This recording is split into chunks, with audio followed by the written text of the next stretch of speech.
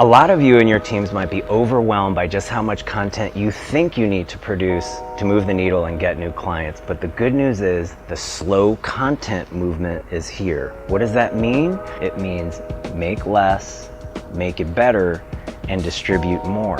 According to a recent study, over the last 5 years, marketers created 80% more content just to see their engagement rates go down by 89%. That's amazing. But to get started in all this, you'll need to mix your content with social ads on Facebook, Instagram, LinkedIn to build warm audiences for a while before you come in for your big ask. People don't want to get bombarded with ads they never wanted to receive in the first place. Slow content is in.